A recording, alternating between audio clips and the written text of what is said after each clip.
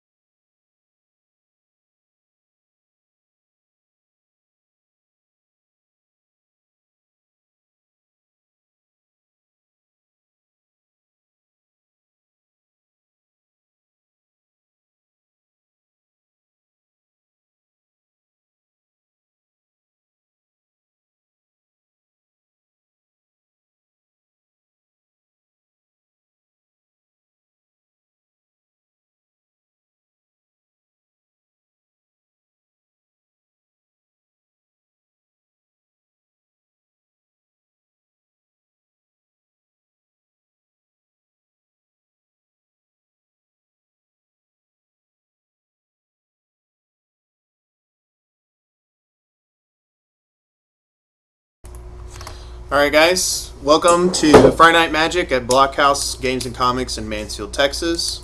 My name's Chris Evans and I'm joined here by Daryl Glenn, and we're going to be doing our commentating for tonight. Our first 2 players are going to be Chris on the left with Mardu Dragons and Andrew on our right with the same Mardu Dragons. It's interesting to see a mirror match between these 2 decks. They've got pretty much the same cards, so they're going to try and outvalue each other. Also, depending on one of the opponents may get a more aggressive start than the other, so we'll have to see exactly what happens tonight. Mulligan is definitely going to be very important. So Chris is going to start off with Nomad Outpost. Andrew's going to draw a Thoughtseize, so if he's got untapped Black Source, he can try and catch up here off his mulligan. He does have Seeker as well to try and gain some life back, but he's just going to start off on Nomad as well. So Chris is going to take a draw. Sees Mountain. Seeker here would be pretty good. Even Soulfire Grandmaster. Well, he's going to start off Thoughtseize, so he's going to see Andrew's hand. 3 lands, Draconic Roar, Seeker, Thoughtseize. I think you take the Thoughtseize, so that way he doesn't realize what all you're playing, and that way you know exactly what he has, and he can get no value from you. Yeah, taking Thoughtseize here is going to be the choice, so Chris is going to go down to 18. And Andrew's going to untap, take a draw. Chris scries right to the top as well. Let's see. Andrew draws Mountain, so it's 4 lands, Draconic Roar, and Seeker in hand. Seeker here wouldn't be terrible, but it is playing into a Crackling Doom or something of the like, so Andrew is going to play Seeker. Yeah, I do think you scry at that point and just see what he does with his next turn. Alright, so Chris got 3 lands. He's got Crackling Doom available. He's going to pass back to Andrew. Andrew draws another land, so he's definitely scrying this turn. He's going to scry.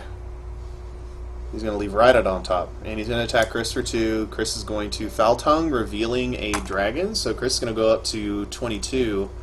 And Andrew's going to lose a lot of tempo from that. I do believe you don't play the Seeker right then, and you just start playing your scry lands looking for more answers. Because he knows that's the only thing you have in your hand.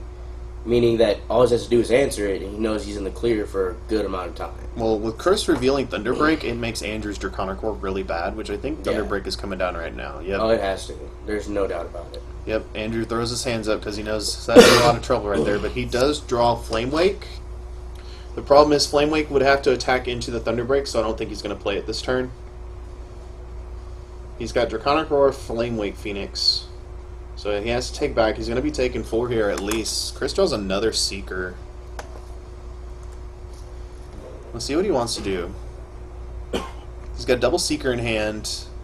He's probably got another removal spell. He can play into the Draconic Roar and just get Andrew to get it out of his hand. But let's see what he wants to start. He's going to attack for 4, put Andrew down to 16. He does have Haven online, so he can Haven back the dragon at the end of turn. Well, instead he decided to tap it. He's going to play Seeker, and he's going to pass back to Andrew. Andrew's going to roar. That's fine. Andrew's going to untap, take a draw. He finds his own Thunderbreak Regent. It's a little bit late, though. True. Chris does have a hand chock full of stuff, so if he has another Crackling Doom, he will have a lot of fun with him. Alright, so Flamewake going to come across. Chris is deciding. Crackling Doom isn't the best here. You're only taking 2, you're already at 22, so you only go down to 20. So yeah, Chris is going to take 2 down to 20. He's going to untap, take a draw. He's going to attack in for 4. Andrew's going to take 4 down to 12. Let's see what Chris wants to follow up with. He's got Seeker. He passes back to Andrew. Andrew's going to untap, take a draw. He finds Foul Tongue Invocation. Not the best here, seeing as how Chris does have the Seeker out now, but it will gain him some life because of Thunderbreak Regent. The problem is that he can't play both in the same turn. He is a little stuck on lands here, especially with this tapped Nomad outpost coming in. I mean, he's still got to play it. Can't really hold back on it. No, he can't hold back. He is going to attack Chris down to 18. And let's see what he wants to do. He's going to pass back to Chris. He's taking a lot of damage this turn. Chris finds Temple of Malady. He's going to scry. He's going to keep it right on top. It looks like he's going to get an attack step in here. I'm assuming Foul Tongue's coming down, but Chris is probably just going to sacrifice the Seeker.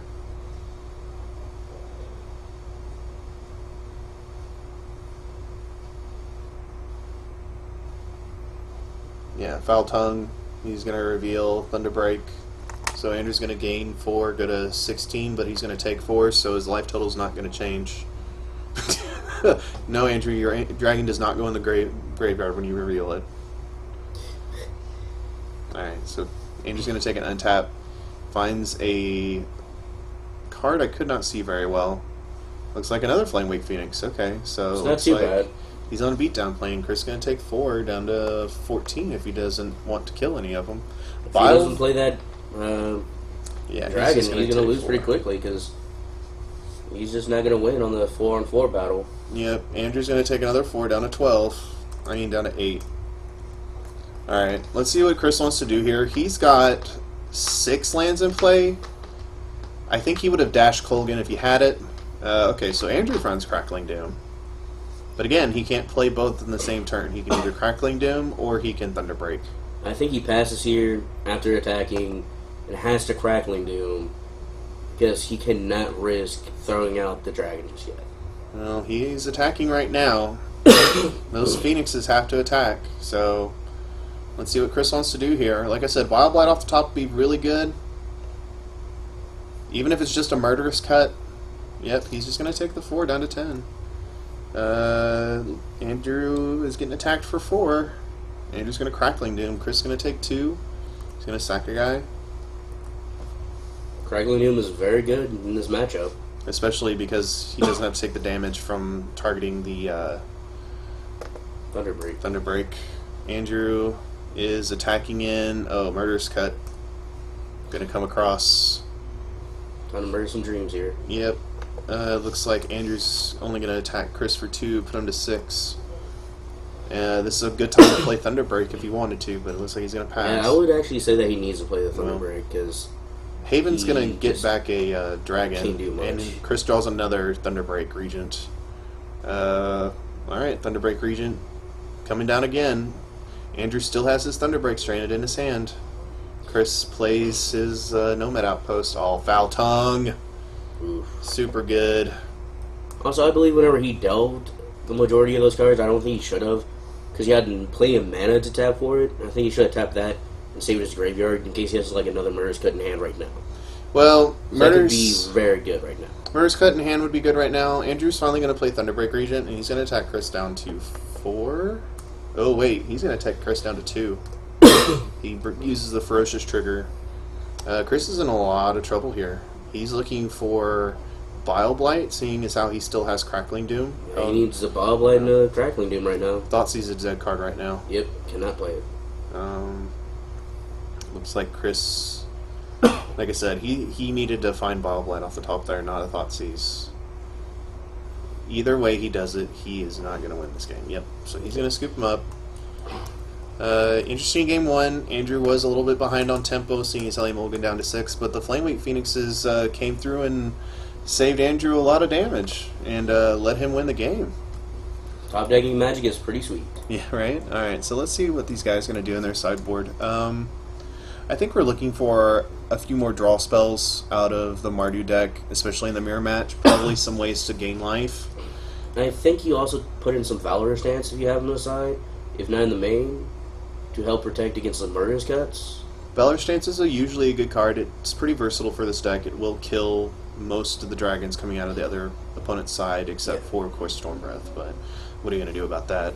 I mean, like, there's nothing you can do there. Mm-hmm. You just have to have your own dragon. Andrew's taking out a Seeker and a Draconic Roar. I can understand the Draconic Roar, but the Seeker... I think he's trying to go bigger. I don't know Maybe? if going bigger in this matchup is correct. I feel like you want to use the Seekers to gain life and mitigate the damage you're taking from leaving in your Thoughtseizes, the Crackling Dooms you're taking from the opponent's side of the board, the Draconic Roars, if they still leave them in. It looks like Andrew's taking out both Draconic Roars. Which isn't bad, because as far as I know about this deck, all he can hit is the Seeker. So it's not too amazing. It's not too amazing, but the other problem is that sometimes these Mardu decks will run Goblin Rabblemaster on the side, and Goblin Rabblemaster is one of those cards that is pretty hard to beat for the Dragon deck unless they have the Draconic Roar. Yeah, I mean, Draconic Roar does punish that player pretty hard. Crackling Doom's not going to kill the Goblin Rabblemaster. Yeah, like, even if you get it before combat, it still just feels really bad. Mm-hmm. So let's see what each player is going to do here. I think all of the... Oh, Soulfire Grandmaster coming out too for Andrew. Let's see what he wants to put in. Another Thoughtseize, maybe Read the Bones, maybe Elspeth. Elspeth really isn't a bad choice if he's playing Go Long Game, but if Chris pretty much becomes Mardu just aggro, he'll just die before he gets to see her. Yeah, Elspeth is a board wipe for you, seeing as how I don't think this deck is running Crux main, and if it is, maybe only one. He's looking at Outpost Siege. To be fair, that is a source of card draw, and Mardu doesn't really have a good way to deal with enchantments right now. Yeah. If Andrew knew the matchup better, and if, like you said, Chris might be bringing in Rabble-Masters, I wouldn't mind have seen that one Anger of the Gods come in. Because if he starts going more aggressive and lower cost, Anger of the Gods could save him pretty well. Yeah, Anger also can do double duty in fighting against the Havens, just for the fact that if you're able to kill the dragon after you've angered, then it's not in the graveyard anymore to get it back. Yeah. I think Andrew put in a Mastery of the Unseen. I think so as well. An interesting card. This Mardu deck doesn't really have a way to interact with it very well, unless it's running specific cards like Erase or Abzan Advantage. The life gained for Andrew may be minimal at most, just for the fact that most of his spells in his deck are spells, not creatures. So we'll have to see exactly how this Mastery works out for him. Chris, on the other hand, I feel like he may have gone with the same sideboarding plan, but not the Mastery, which I agree with. I think the Mastery is only really brought in against your Esper opponent. Yeah, and also it's especially when you're getting out your Chronic Wars, everything like that, because you need the sorceries for it. Because otherwise you're just trying to sink 3 mana each turn into it to get a counter. And that's just not that amazing in this matchup. Yeah, I mean, really manifesting the top of your deck is pretty good against the Esper decks, seeing as how they're having to use their removal consistently. And it allows you to put out threats that you wouldn't normally have by using your lands and your spells. But we'll see exactly what's going to happen this game.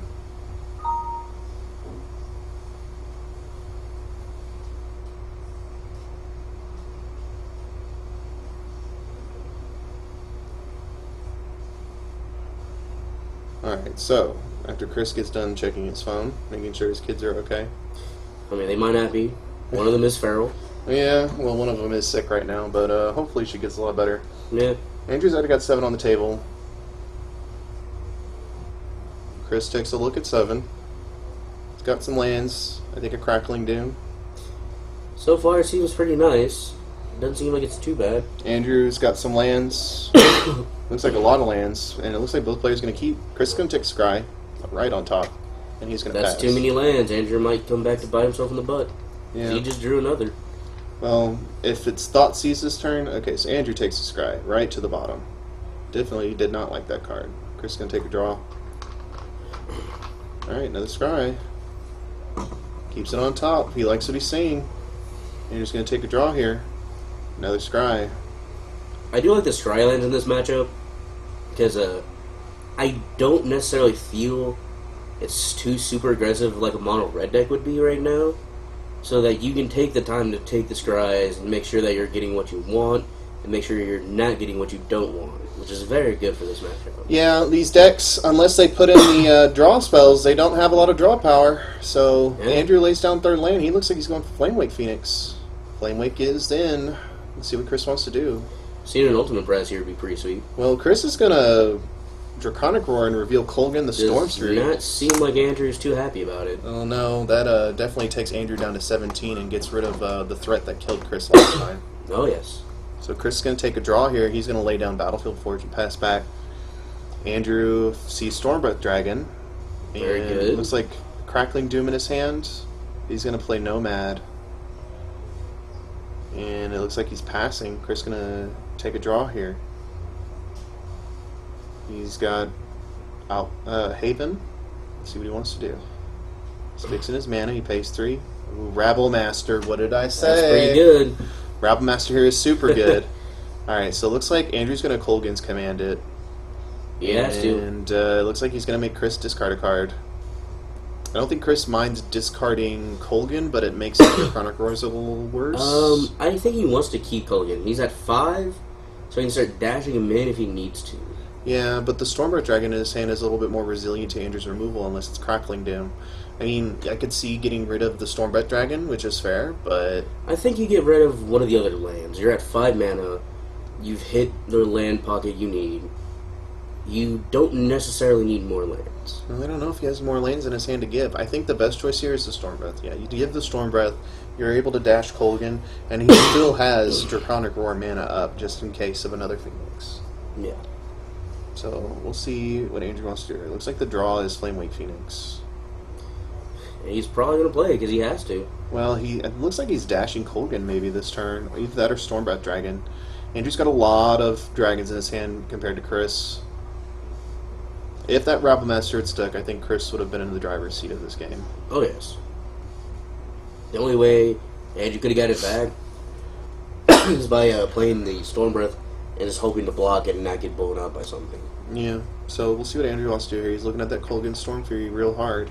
Now, if Chris does have Murder's Cut here, that would be pretty big. If he has Murderous Cut and Draconic Roar, that's a pretty sweet hand right now. Yeah, so we'll see what Andrew wants to do. Andrew's taking count. Trying to see what all he might have in his hand. Alright, looks like Stormbreath Dragon coming down. Okay. Good choice. So Stormbreath coming across. Chris is going to ultimate price. Ooh, baby. Slashing Dreams over here. Yeah, he is. This is the perfect turn to dash in Kolgan. Yep, and here comes Kolgan. Tapped out. Nothing he can do. Andrew's going to take Get 5 in. down to 12. 5 damage is a pretty good slap to the face. Yep. Alright, so Definitely teach him a lesson. Alright, so let's see what Andrew wants to do here. He's got the Haven to get back the Stormbreath if he wanted to. Seeker. It's not too horrible right now, but he still has his Roar. I think we may be Could be seeing getting Seeker pretty bad. Roar this turn from Chris. Because I don't think he's too worried about Culligan right now. I think he wants to Roar because he still does have untapped mana. Or he's just going to play a Seeker himself. Yeah, I think it's Seeker Roar coming up for Chris this turn. Or he might even wait till next turn, get some good lifelink off of it. Yeah, the life here in this matchup is pretty important. Seeker's going to come across. Let's see what Andrew, see what Chris wants to do here. Let's do remember, he can go all the way to damage and roar before damage. That does give him a chance to do some stuff, see what Andrew wants to do, and see what all he can do. Alright, it looks like it's a roar. See what Andrew wants to do. If he roars in response, he won't be able to save it, but he will get some good benefit from it. So Andrew's going to take 3, go down to 9. He's leaving up, I think, the Crackling Doom in his hand. I would not want to waste that on a Seeker. Yeah. The fact that he has a Seeker also means Culligan is not going to get hit by it. Right. Alright, so Chris draws another land. He drops Caves. He's going to attack for 2. Let's see if Andrew's going to take it or not. Yeah, here comes Crackling Doom. Not the best time to use it, but I don't think Andrew has much of a choice. I actually do think Chris probably should have played Culligan Dash, because he still would play Crackling Doom, but that's still 5 damage he's getting in. Yeah, I think Crackling Doom. I think Culligan Dash that turn along with the Seeker attack should have happened. Alright, so we've got Soulfire Grandmaster out of Andrew. Not the best at fighting a Culligan in the air, but let's see if Chris wants to do anything about it. He's going to sacrifice and get back Stormbreath Dragon. Good choice. Chris going to draw, finds an untapped land. He's got enough for Stormbreath or for a Dash Culligan. I think Stormbreath right here would be pretty good. I think He has played 2 Crackling Doom, I believe, this game. Anger of the Gods. Ooh, that's definitely a sweet card to see right now. Yes. So, Anger of the Gods is going to get rid of the Soulfire. She is excellent. gonzos. Unable to return this game. Chris has Hand of Stormbreath and Culligan's Fury. Andrew's going to take a draw, finds Draconic Roar. Not exactly the card you're looking for here. He can dash Chris with Culligan's Storm Fury, but Chris is not going to take as much damage as Andrew wants. So we'll see if exactly. If he still has that Crackling Doom in his hand, he might not take anything. Yeah. He might return the favor. We'll see what Andrew wants to do here. He's tapping 3. It looks like Flamewake Phoenix. It's good. It's a good defense against Crackling Doom, but I don't think that's where Andrew wants to be at. He's got to get through Chris's life total. Chris is at double his life total, and you can't really wait too long in this Mardu Dragons matchup. Also, it's the full fact of if he gets another Roar, he's just going to blow him out again. Yeah, Roar here would be really good. It looks like Chris is taking 2 down to 16, and he's going to take a draw step. Didn't get a good look at what it was. It looks like a Thunderbeak. That's not bad right now. Not the worst, I think. Yeah, it's if it can definitely stay, and he dashes Culligan next turn, that's a lot of damage. Stormbeak is one of the probably the best and the worst dragons in this matchup. It's the best at making the target removal hurt Andrew, but it's the worst because it can take a Crackling Doom and you don't mind too much. Yeah. So let's see what Andrew wants to do here. It looks like Crackling Doom. Yep, he has to do Crackling Doom. If he doesn't, he will get destroyed next turn by that and the Culligan. Yep, so if he does know it's there. Andrew's going to untap, take a draw step, finds a land. He can dash in Culligan, get back the Flamewake Phoenix, and hit Chris for 5, 6, 7, 8, 9, 10, 11. He cannot yet. It takes 2 mana to do the Haven. He'll be left with 4. So he cannot do it just yet, but he is hoping and praying for it. Yeah. Because once that is available, I would do that in a heartbeat. Yeah, it looks like that's what he's planning on doing. So he's got 5. He's got some land set aside. It looks like he's looking at Haven. Just barely not there.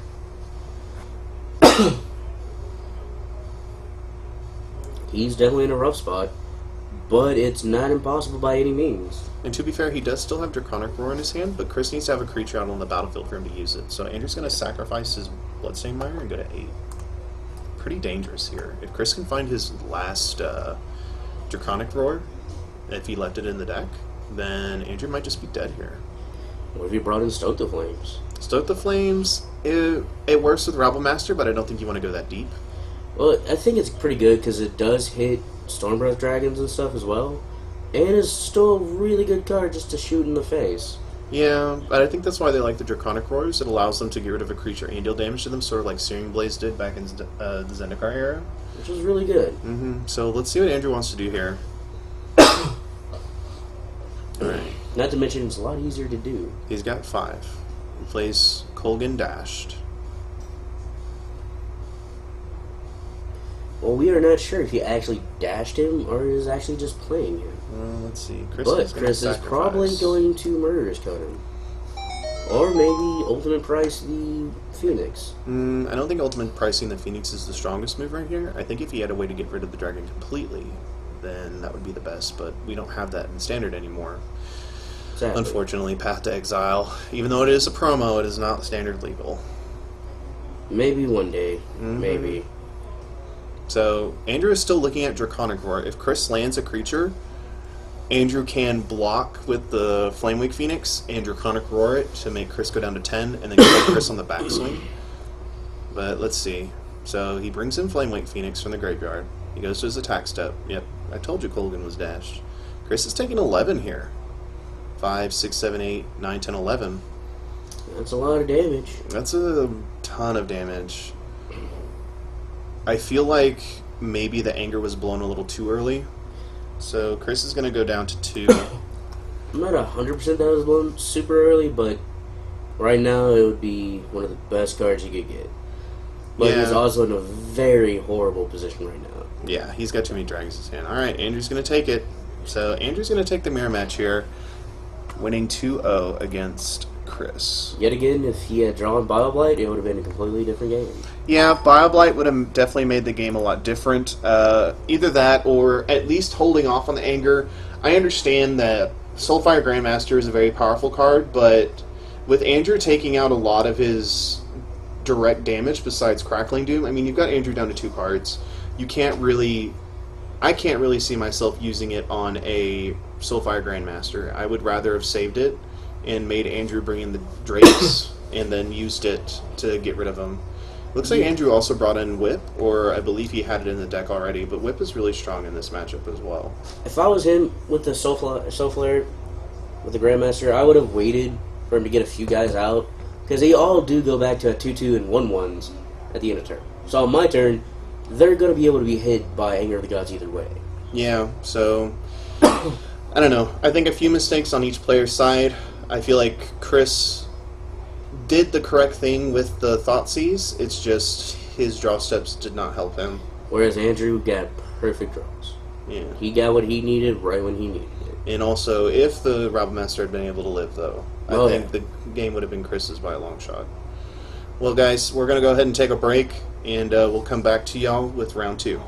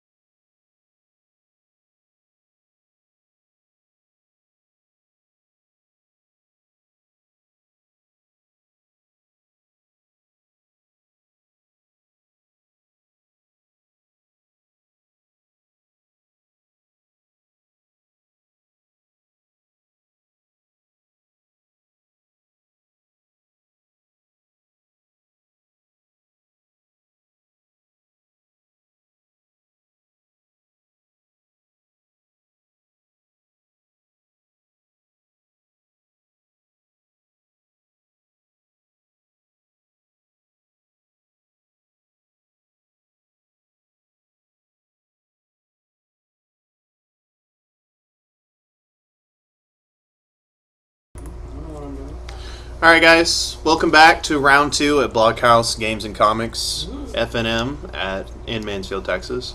We're going to see a interesting matchup.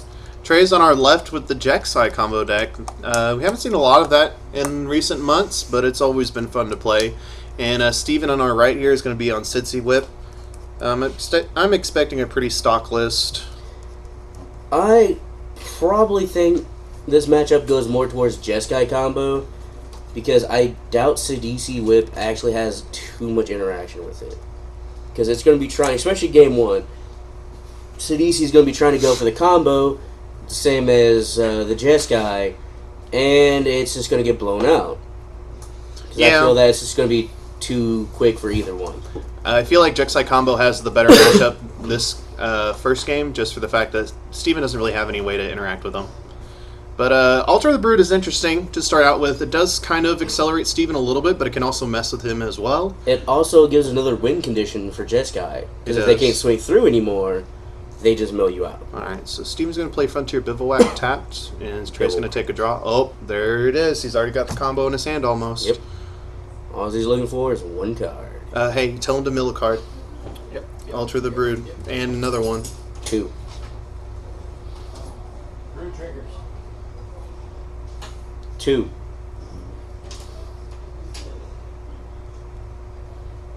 And another one.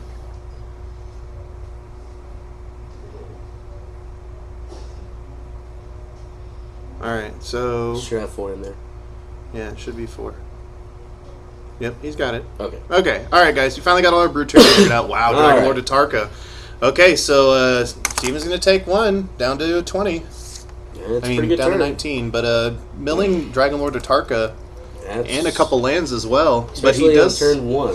He does have Den Protector to kind of try and get his way out of this, but let's see what Steven wants to do here. He's going to play a Land War Waste, he's going to play out Den Protector unflipped. He has to. Yep. Trey's going to take a draw. He finds Retraction Helix. Okay, guys, we got combo. Yep. All he's got to do is play it and hope it doesn't get hurt.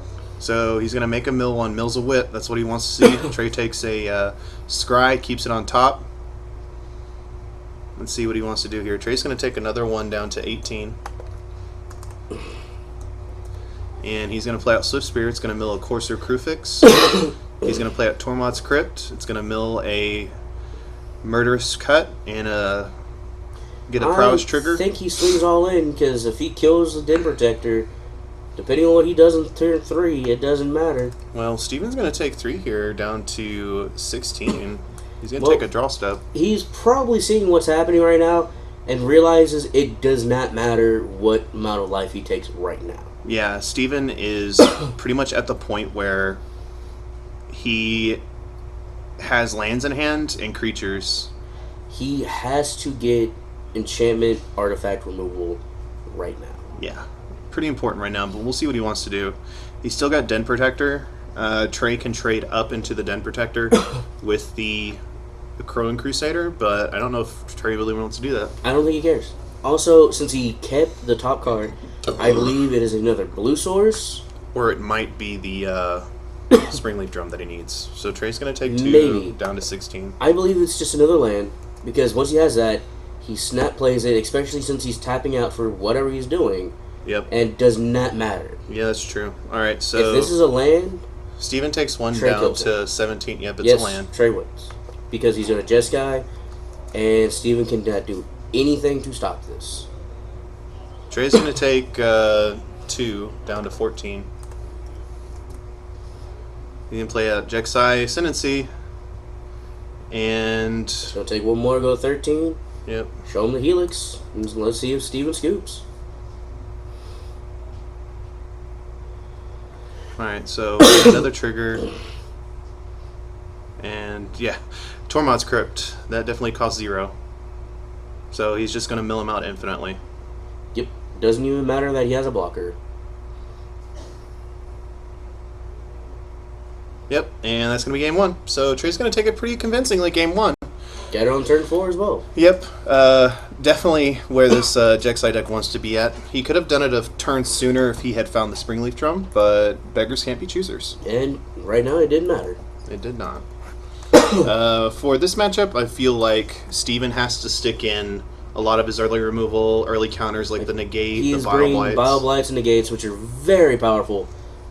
Drown in Sorrow is pretty good. I don't feel Slumdog is coming in this matchup. He is just way too slow. Yeah, And does Slumdog. not do much. Slumdog Minus Millionaire. ones aren't very good. Yeah, I don't think Slumdog Millionaire comes in here.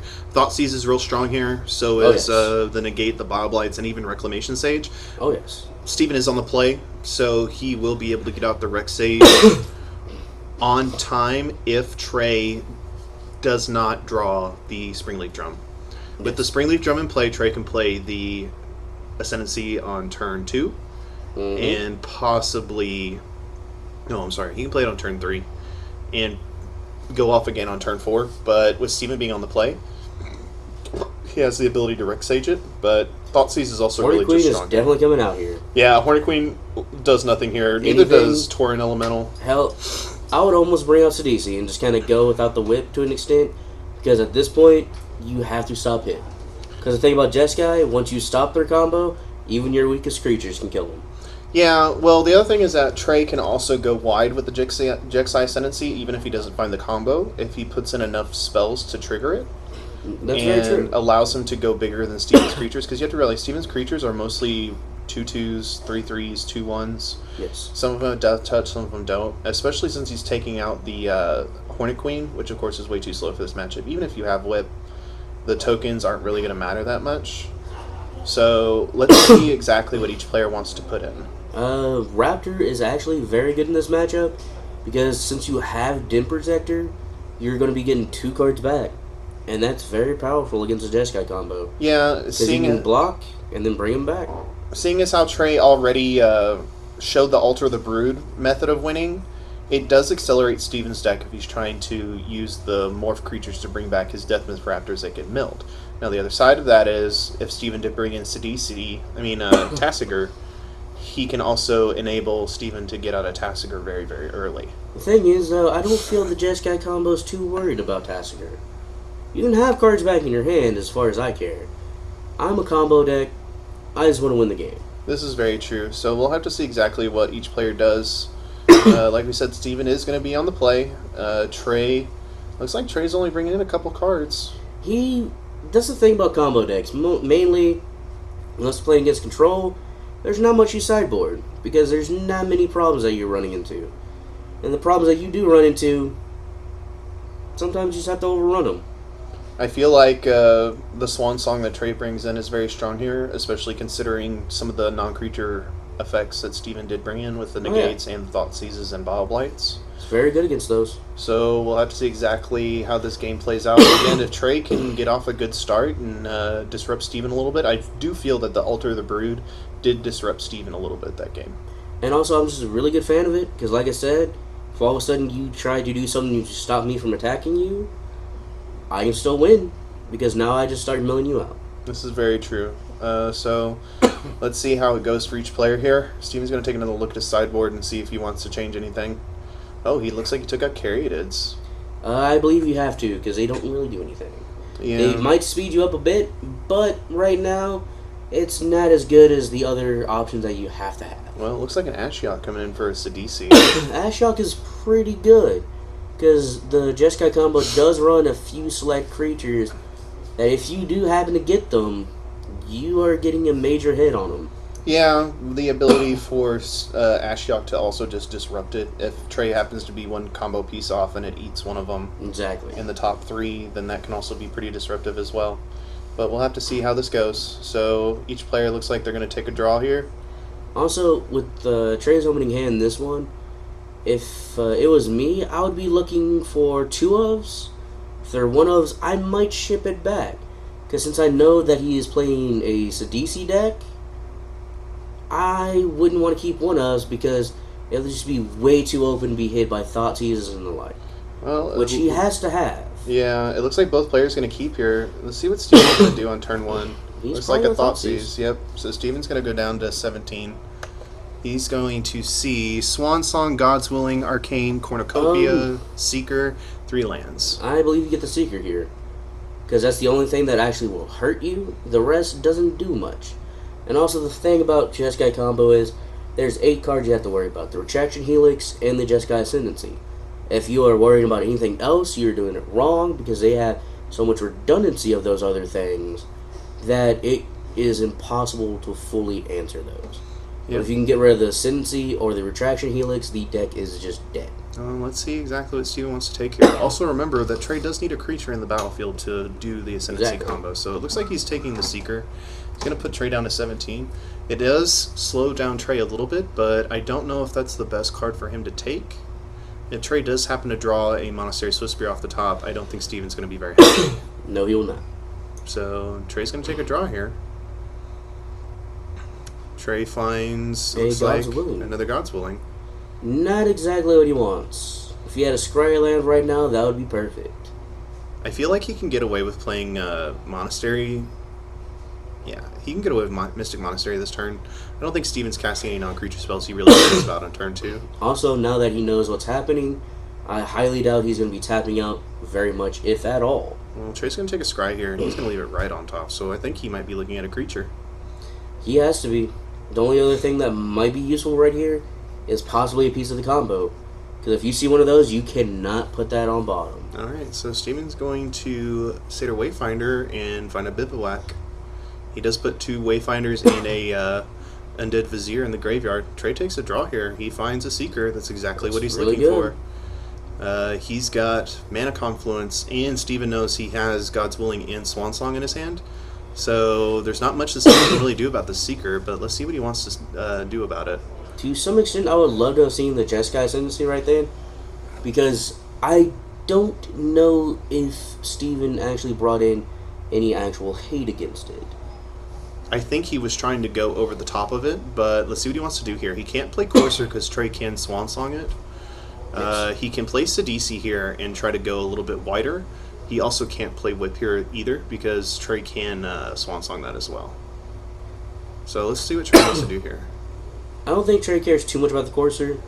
Yeah. Because he is going to be getting a lot of information about what's going to be in his hand. Mm-hmm. Well, Steven's going to gain 1 up to 18. And again, with the Jeskai combo, your life total doesn't really matter to me. Because if I get there's it, Ascendancy. I will kill you. And That's right what- now, I feel that he slams down the Ascendancy because he knows there is nothing that can happen to stop him. Well, Trey takes 1 down to 19 to play this Ascendancy. If he has like a Retraction Helix as well, plus something, I possibly would try to go off just to do it because I could gain infinite life.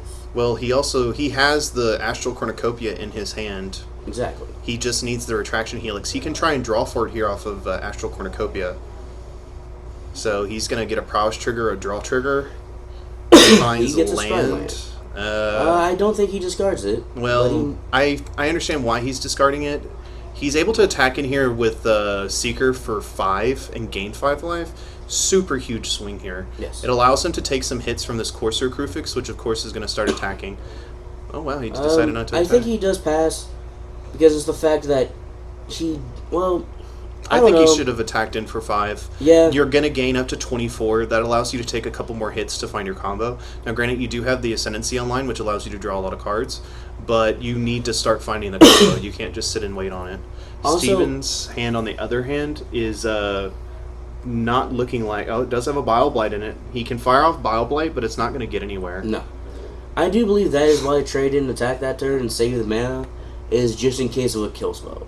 Because if this Seeker is killed, Trey is set back 2 turns at least. Yeah, alright. So Unless he gets a Swiftspear. So, Courser coming across. Trey's going to take 2 down to 17.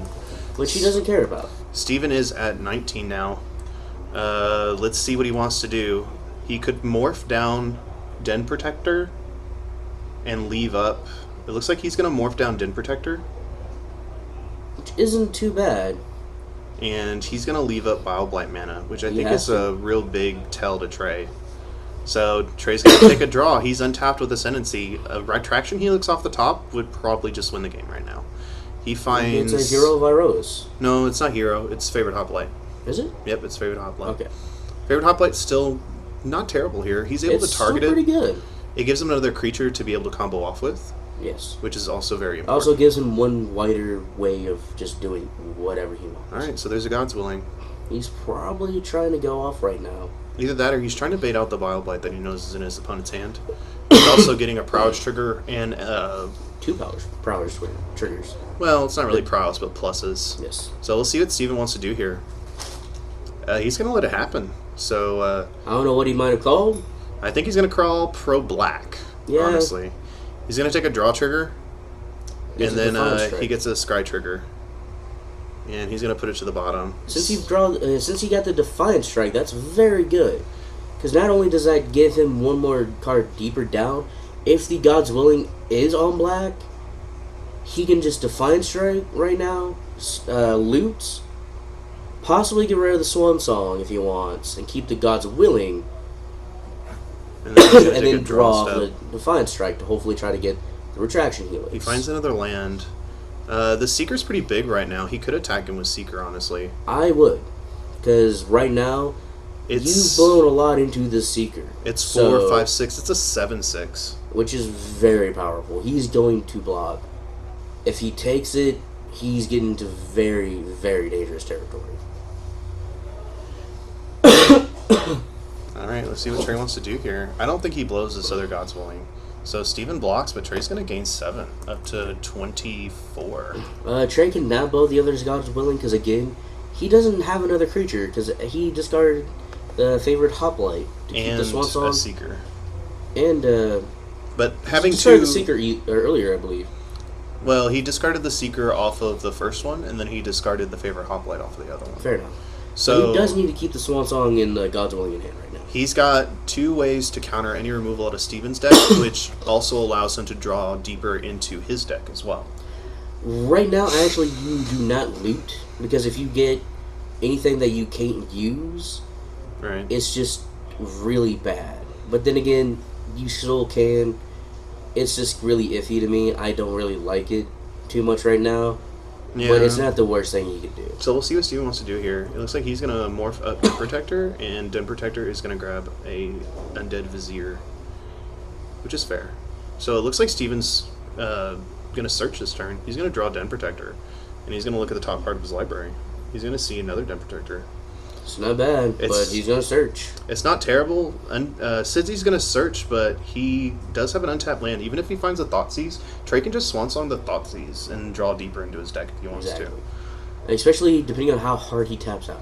to. Yeah. If he does tap out, Trey pretty much has the coast clear for whatever he wants to do. Yeah, so But let's see what... he is getting in the red on his deck because he does not have many cards left in his hand.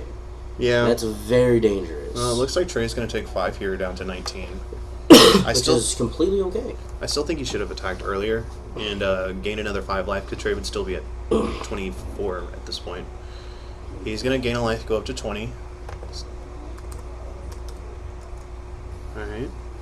See what Steven wants to do. Steven's going to crack, stay neutral.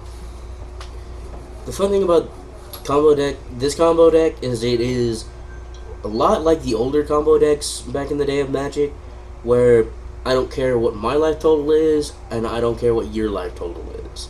Now, whenever I'm going off, I am going to kill you, which is very nice. It's not like some of the combo decks that have been in standard recently, whereas they are very scared of how much you can gain and how much they're going to lose. Alright, so it looks like he's morphing down that Den Protector that he just drew. And he's going to Thoughtseize, but Trey's going to Swan Song and take 1 for it down to 18. I don't really think he cares about either one, but doing it just to get the loot trigger isn't bad. Well, he did discard a land to the... He discarded a land to the loot trigger, so it's definitely a good draw for him to get out of the way. Yes. So Land in this deck will kill you at this point. Trey's going to take a draw. He finds Retraction Helix. That's game over. He is tapped out. Alright, game over, boys. Depending on how he plays this, actually. God's He Willing messed up. green. No, it's God Willing green. All those guys what are he green. could have done is you play the Retraction Helix first. Right, You bounce his Din Protector. right. Then you play the God's Willing, naming black, But also untapping, he's and all, then going off. yeah, but he's all tapped out anyways. It's fair enough, but I prefer the way of just bouncing his creature because it is safer in case anything happens at all. So he's going to infinitely bounce the cornucopia, make his guy infinite, and kill Steven. And seeing as how all of Steven's creatures are green and he's tapped out, he has no way to respond.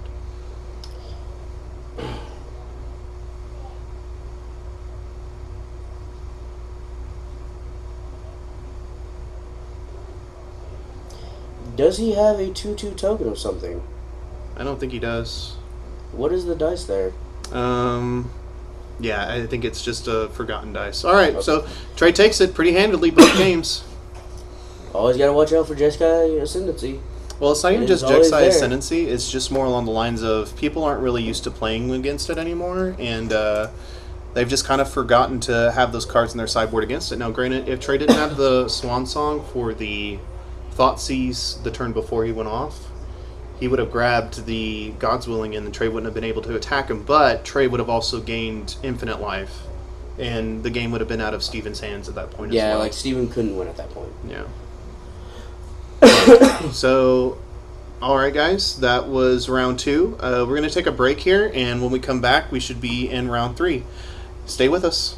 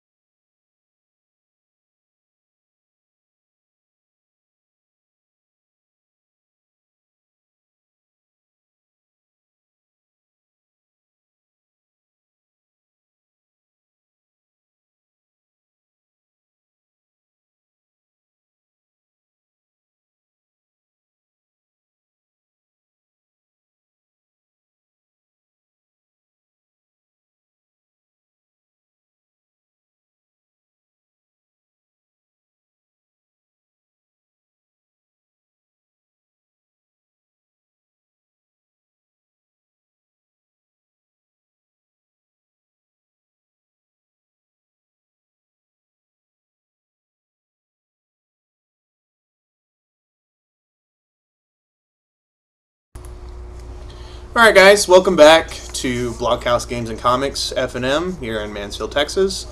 This is our third round, and we're going to have Ezzy on our right side playing 5-color dragons, and we're going to have Jose on our left playing pretty stock Abzan mid-range. Hopefully we don't snore too much in here. Yeah, I'm assuming that he is going to be playing the pretty stock list. I'm not expecting anything too spectacular. Maybe Den Protector. A lot of Abzan lists have been adopting it, but I feel like it doesn't get stuck. It doesn't belong in every Abzan list. It should only be put in certain lists in order for them to buy back very important spells.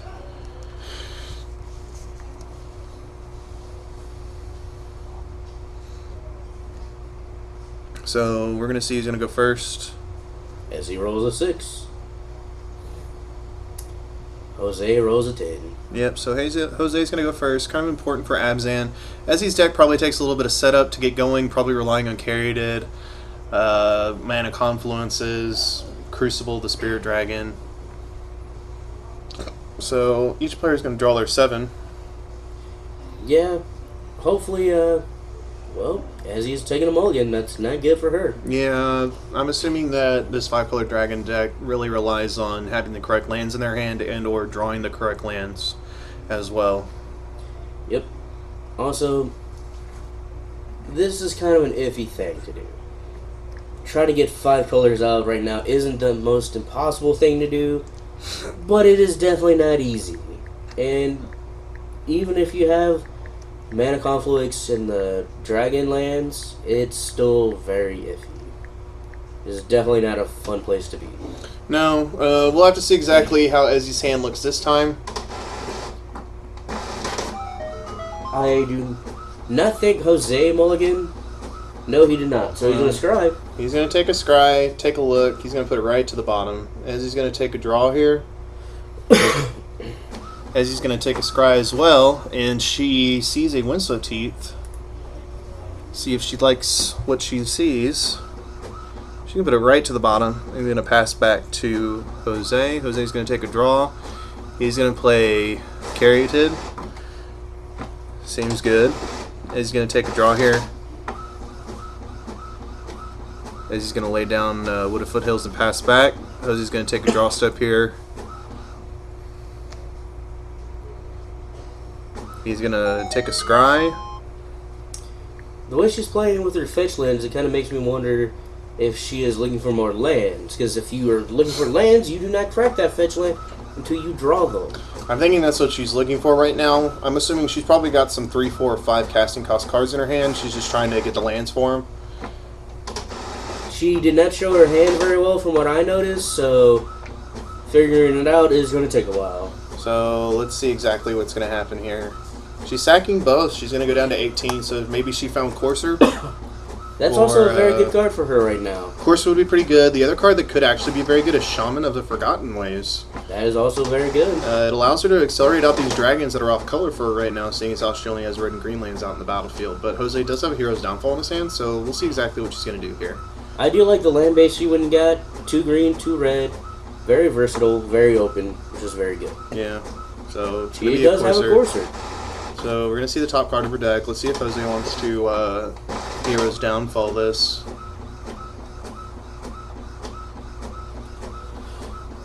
Some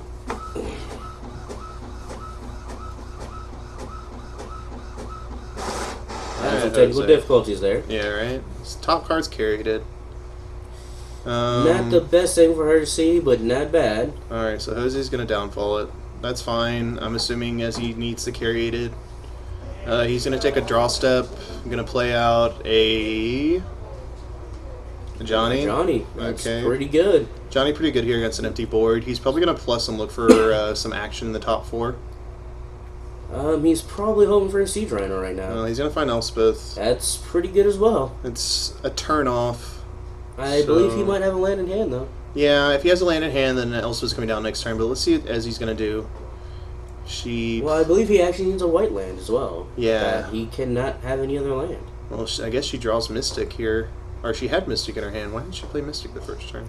I don't think she had it at that point. Yeah. Oh, and he has his white source. Yeah, so he's going to go down to 19 and play out Elspeth. which is very good, very powerful right now. Yep. 2 planeswalkers versus mana dorks. We all know how this one's gonna go. Yeah, we'll have to see exactly what he wants to do with Ajani, though. He can plus the Ajani and distribute counters evenly across all his soldiers, or he can plus and try to find more action. I would go with a soldier plan right now, just for fun. I view that it's a lot more entertaining to me. Well, looks Gives like you more power. he's going to go straight for searching. He's going to find Corsair Crewfix. That's still pretty good. Yep, he's going to pass back to Ezzy. Ezzy does have 5 mana open right now. Not enough for an Antarka, but she can definitely play out a Stormbreath Dragon and knock this Elspeth down to 1 so she can keep her dragon around for another turn or so. Yep. Thunderbreak Regent wouldn't be terrible here. She can still shoot the Elspeth with the trigger if he decides to target it, but let's see what Ezzy wants to do here. If I remember correctly, she's not super worried about a Johnny ultimating. If I remember correctly, it's the one that you gain 100, you go to gain 100 life, I believe. Yeah. Which is very problematic, but she has plenty of dragons and plenty of ways to do massive amounts of damage. Yep. So So Stormbreath Elspeth comes is across. definitely a big Elspeth one. goes down to 1. Elspeth's going to tick up, get 3 more guys. Let's see what else Mr. Rios wants to do in his hand. If he in his hand, he might just get counters this turn. I don't know. I think he's still looking for action. But it looks like he's putting counter. Nope, he's looking for action. Yep. So top 4, he's going to find Siege Rhino. Pretty That's good here. really good. Especially in open mana. I see Siege Rhino coming down this turn maybe, but let's see what happens. He might play a Keratin and a Siege Rhino. Yeah, so here comes Siege Rhino. So as he's going to lose 3, he's going to gain 3 as he's at 15. And Jose goes to 22. Yep. So Siege Rhino right on time. let's see what the She Rhino... also swings in for 3, taking 3 damage from the soldiers. Yep, So she goes to 12. as he's at 12. Not the best life total. Not looking good. She has not been drawing lands either. If she had been drawing lands, she could have gotten to an Atarka in time. But I don't see that happening in this game. At least least not yet. she can kill the Elspeth this turn. Well, Which is very powerful right now. she can try to kill Elspeth. We'll see exactly what Mr. Rios wants to do with 2 I open have a mana. feeling it's probably going to be an ultimate price. Could be an ultimate price, could just be a Bile Blight. I mean, it does make the Elspeth only take 1 damage, but we'll have to I see would much what rather- happens.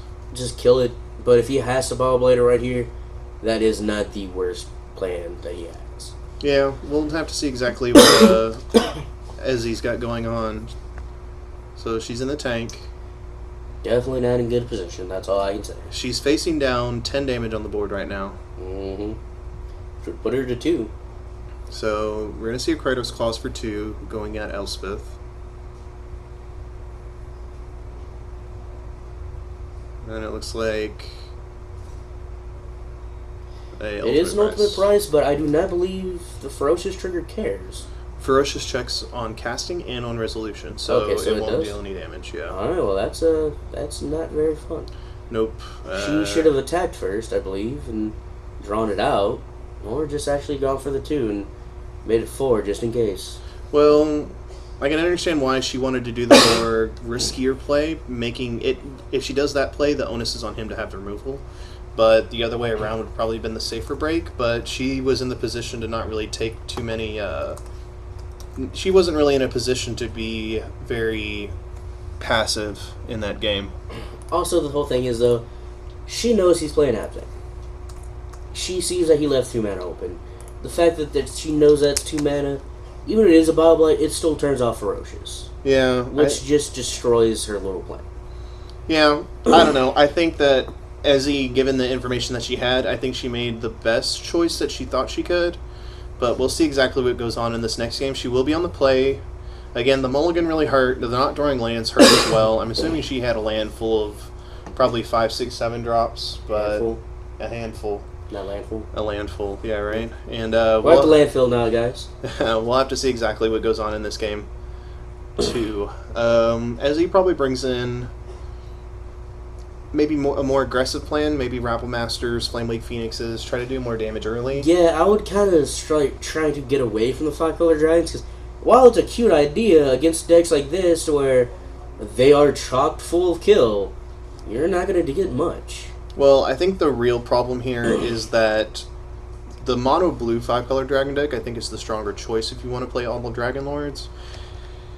Because you've got the counter magic backup along with Icefall Regent to really lock down any threats, and the ability to just kind of pump mana into your Crucible and then take it out when you need it is also very strong, combined with your counter spells. I just feel like it's the stronger version of the deck. I do agree with that, because the one she's trying to play right now seems like it's trying to just be really quick and burn them out, which is fine against some decks, but against decks like this, not very good. Because they have Siege Rhinos and all that to gain them some life, which is very good. They have Coursers to gain them life, which is very good. And the burn just kind of gets nullified by them. If she was more on the Abzan, if she was on the Dragon Reanimator plan, the Jund version, I think this game would have gone a lot better. She can get in a Tarka in the graveyard pretty early, play a whip, get the whip out, and she could have killed off the Elspeth and attacked into the Ajani and killed it in the same turn. Which would have been amazing. Yeah, it would have taken a lot of pressure off of her. And also, Jose did dig about 12 cards deep Off that Ajani. Which he never is... put counters. Yeah, he never put counters on, which I think is the correct plan. He's trying to find more action to kill Ezzy, seeing as how she was stranded on 3 lands. Yep. So let's see how each player's hand looks. It looks like Ezzy's going to keep. So no mulligans this game. She's going to play turn 1 elf. That's exactly what she wants. She needs to get the ground going fast. She is not in good position if she isn't very quick. Well, that Scry was real quick to the bottom for Jose. Ezzy's going to take a draw here. The only bad thing is, knowing games like this, there are times where you do have that fast start, but you don't draw anything. So let's see what Ezzy wants to do here. She's going to take 1 from the Confluence, and she's going to play out Courser and Sea Mountain on top. I don't know whether that's good or bad, but it's what she's got. Yeah, I think she's pretty happy with this. If she uses the Mountain, it gives her access to 3 colors of mana. But we'll see what... Okay, so Jose plays down Cariated. Courser reveals Wooded Foothills. I think she probably wants to get the Wooded Foothills and crack. Well, because if she kept her starting hand, that means she has a good amount of land in it already. And that she doesn't want to be seeing too many lands, especially since this is another land. Well, she sees Haven on top. It's a pretty good card for her. Let's see what she wants to do. If she lays down Thunderbreak Regent this turn, that'd be pretty strong. She's going to sacrifice but stay neutral. Thunderbreak Regent here would be real good. It makes the Abzan player take 3 damage. Jose does have Rhino in his hand, so Rhino's probably... Right back for it. Well, Rhino's probably coming down this next turn, so Ezzy needs to get out a threat to attack through, take that life back, and play something else behind it. Maybe even another Thunderbreak Regent to make Jose take 6 if he targets any of the dragons. Yep, it looks like it might be a Thunderbreak. She is taking 1. Yep, so she takes 1 down to 19 to play the Thunderbreak, but I think this is a really good play for her. It is, it's what she's got to do. The only painful thing is seeing that forest on top. Yep, so Jose's going to take a draw here. He sees Sorin, Solemn Visitor. It's a very good card in this matchup. If he starts gaining too much life, she just folds. The life gain is important, but I feel like it's not the best card right now because he knows that she has a plethora of flyers to just go over and kill the Sorin pretty quickly. Because she's got Thunderbreak right now. If he plays Sorin and then she plays Stormbreath and just takes it out, then he really didn't get any value off of it. Yeah, but like you said, he's probably just playing Siege Rhino like he just did. Because the thing about all these Planeswalkers in this deck, you can't just run them out. Especially if you're against a deck like this that's drawing its land finally. You have to wait. So as he draws 4, sees Wooded Foothills on top. Again, I think she takes the Wooded Foothills and cracks it. Yeah, let's see what she's got on top, though. She's going to gain 1, go to 17. Yet again, another Haven. Again, it kind of sucks to see Haven go, but I don't think she's blocking with her dragon anytime soon, so I don't think she's too upset about it. Now, if she does crack and lay down Stormbreath Dragon to block, I wouldn't be surprised, but I don't think Stormbreath Dragon's blocking right now. I think it's going into the red zone. She is at a good enough life that it can go in and start getting some damage in there, because if it does, that's an 8-point swing. That's pretty good. That's going to bring him down to a lot more manageable life total. Yeah, the 8-point swing is pretty important here, and also, if he decides to target any of the dragons that she puts out, he's going to take 3 regardless. Which is very powerful. Now, my question is, did he bring any Crooks of Fates in to name dragons? I feel like he should have. Scuttling Doom Engine. Very interesting. That's an interesting one, definitely. I like it. It does a lot of damage to the opposing player. She can block with it, and it allows her to maybe kill her opponents out of nowhere. So This is a very she's going dangerous to card. take 1 to 16 and play Whisperwood. Oh, she's going to manifest that guy? That's Oh, pretty good. man. And sees See Elf an on elf, top. which isn't the best card to get. Much rather see it as a morph creature. Yeah, but she still has the Scuttling Doom Engine morphed down as a manifest. Just hopefully nothing bad happens to it. Jose's in an awkward position. It looks like he didn't find his 4th land. He's going to attack him with Rhino. Let's see what Ezzy wants to do here. Looks like Ezzy's going to take it to 12. So, Jose is missing a land. He can play Sorin, but it'd make a 2/2 flyer, but I don't think that's a very strong line of play. He has Abzan Charm in his hand to get rid of the Whisperwood when he wants to, along with the Scuttling Doom Engine. But I don't think the Scuttling Doom Engine is going to be unflipped until she really needs it. I think he gets rid of the Whisperwood right now. Well, he's going to Self-Afflicted Wound. He's going to make Ezzy sacrifice a creature that's red or, green or white, and make her lose 2 life. So let's see what she wants to get rid She's of. probably getting rid of the elf. Yeah, that elf is going.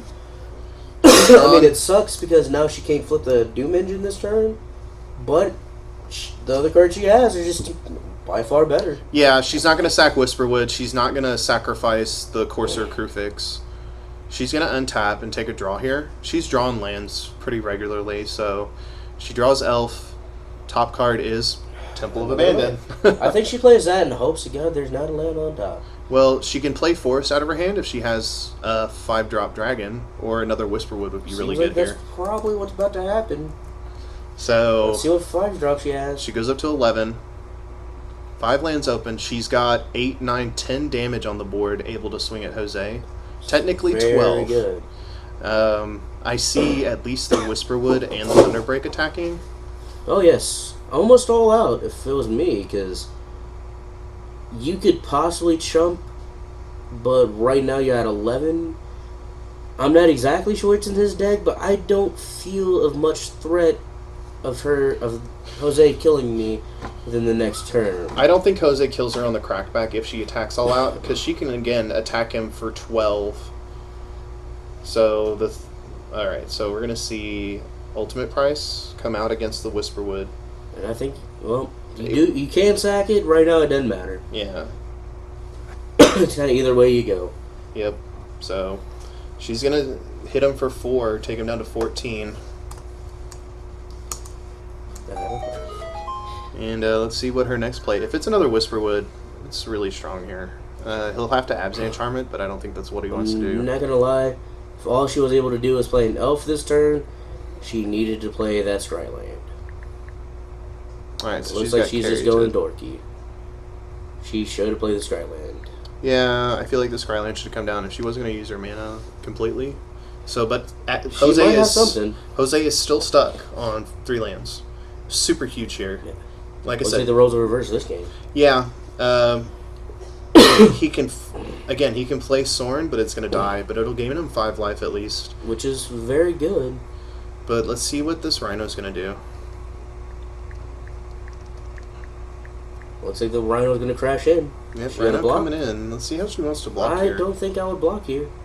Well, to be fair, I think you can block with the elf. Keep the Caryatid, and if it's because she's missing black mana, then she can play out like Dragonlord Kolgan. But it looks like she's double blocking. But which is weird. let's see what happens here. I don't really agree with this line of play necessarily. Well, it takes out the Courser. She still gets to keep the elf, and she doesn't take any damage. But she also loses her Courser, which right now is very important. Courser's important, but I think it might be more important for her to keep the Manador, because like I said, if she has Dragonlord Kolgan coming down, that'd be pretty good. Yeah. Like I said, I feel that she should have just taken the 4. And also now she can flip up her Scuttling Doom Engine whenever she wants. Which means, again, that also means that Sea Rhino's not attacking anymore. Because that Doom Engine is, what is he again? Doom Engine is a 6/6. And that's bigger than a 4/5. Yeah, but he does have the Abzan Charm still in his hand, but as he needs to start turning the corner here, he's been stuck on 3 lands for 2 turns. She can't sit around in her laurels too much longer.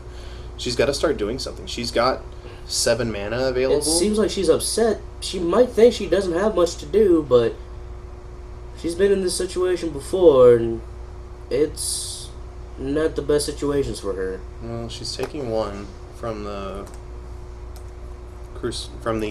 Confluence. Ah, Slumgar! Yeah, Excellent! coming into play. Slumgar is so hard for the Abzan deck to deal with. It looks like this Thunderbreak Regent gets to attack in for free. And she's going to get a Scry. She's going to look at the top. It looks like another dragon, but it may have just been a Does not land. look like she wants it. Yep, it's going to go straight to the bottom. She's free to attack with this Thunderbreak Regent now. And now she has a blocker for that Seed Rhino. Yeah, so She's gonna take three. going to take 3 for getting rid of that Stormbreak Regent. Thunderbreak Regent. But I don't think that's what he needs to be worrying about. I think he needs to be worrying about this Slumgar. Well, that Absent Charm doesn't do anything to that Slumgar anyways, so Yeah. ain't much he can do. I feel like he could have saved it and used it to blow out the Also just drew Slumgar. another Absent Charm, so either way, he's in not too bad of condition. He's not in the worst shape, but let's see what he wants to do here. If she had been able to get out a couple dragons, she could have gotten rid of that Sylvan Carry did and really strained Jose's mana. Also, if I was Jose, I would have played the Absent Charm to draw cards a while ago. Because once you get this land hurt, you just die. Yeah, You have to hit your lands. I think he should have been drawing with Abzan Charm. I think he waited a little too long for that. I think he wants to play out Courser here and try to find a land off the top, but I think it's the weaker play because then he can't attack into that Slumgar and hopefully try to blow her out. But it looks like he's going to let her untap. I do believe attacking the Slumgar is really just not the best plan of action here. Well, we'll see what happens. She could also play like Dragon Lord Slumgar and take the Rhino. She does, that's pretty good. Yeah, so we'll see what happens here. She's going to tap 5, 6, flip up the Doom Engine, and attack in with Doom Engine. Well, Doom Engine has been flipped and is swinging in. So it looks like The he's Doom going to... is coming. The Doom's coming. It looks like he's just going to Abzan Charm it. Which That's gets... the best thing to do. Yep. Doesn't activate any of its abilities, nothing happens. Yeah, but that's another Abzan Charm out of his hand, and this Slumgar is just looking even better and better as the game goes on. Yep. Hexproof is a very good ability. Especially when the company is a 3/7 body. Yep. Alright, so Jose finally finds a land on the top. Now looks like he likes to scry. He's shipping it right to the bottom. Yep. Fairly quickly, too. We're going to see a Sorum Solemn Visitor. Soren's going to make a 2/2... Vampire. Looks like he's making a 2/2 Vampire, or he might be plussing and letting the Siege Rhino attack in. Nope, it's making a 2/2 Vampire. I think he has to make the Vampire here. Well, here's the problem. If she draws a Haste Dragon off the top, she can kill it with Slumgar's triggers, and then kill the... Well, I mean, if she does that, she's going to do that either way. Yeah. Even if he plussed. So it's not too big of a deal. He's playing it a little bit safer right now by getting the Vampire, in case she does not. Yeah, she's been drawing a lot of lands off the top too, so she's got to be wondering where all her dragons are. This is yet another fun part about Magic. Mm-hmm. One player has all their lands, one player has none. Yep. So let's see what Ezzy wants to do here. She's looking at the table. She doesn't like what she sees. She's got one card in her hand. The Slumgar's holding off the Siege Rhino pretty well, but it can't hold it off forever. Also, right now, they're kind of in a deadlock with each other, so there's not much either of them is going to be able to do. You know, Dragon Lord Atarka right here would be real strong as well. Oh, very powerful. Just takes out the Rhino, and the Vampire is no longer worried in any way, shape, or form. Correct. I feel she should have waited on the swing, because right now she is just opening herself up to a swing in, depending on where she's attacking. Yep. Because right now, if he gets a Siege Rhino, plays it, and pluses and swings in, that's 8 damage, putting her to 2. Well, let's see what Jose's going to do here. He did draw Thoughtseize. He may want to Thoughtseize Ezzy here, just to see if the coast is clear. I don't blame him. And if he does, that's very good. So he's going to plus Soren, and it looks like Rhino may be coming in. So Rhino's going to come in for 5. Let's see if Ezzy's going to block. Alright, so Ezzy's going to take 4. I think she might have let their Sylvan Character tapped for some reason. So Ezzy's going to go down to 6, and Jose's going to go up to 16. But Alright, he's going to pass back. she left the character tap for some reason. Well, let's see what she draws here. Cannot see what's in her hand. Well, it must be something big. She's grabbing a lot of mana here. She's got 4. Maybe Xenagos? Might be another region. Regent wouldn't be terrible. But... Is it the green region? No, it looks like a Xenagos. Xenagos. Alright. Not the best, but not the worst. Well, it looks like Xenagos is going to make a Satyr. She can make a Satyr and pass. She can make a satyr and swing in, actually. Well, yeah, but the character is just going to jump out in front. Yeah, I think that's she true. wants the blocker. But let's see what she wants to do. Well, if she attacks with both, then the character gets -1/-1, and if the Satyr blocks it, and if the character blocks the Satyr, then, yeah, so Soren's going to die. Which is very good for Ezzy. Yep. A Alright. very strong player. So Jose still has Abzan Charm stuck in his hand. It looks like Does he's... nothing. Well, he's questioning. I think he needs to draw finally. Yeah, he should have been drawn a long time A ago. long time ago.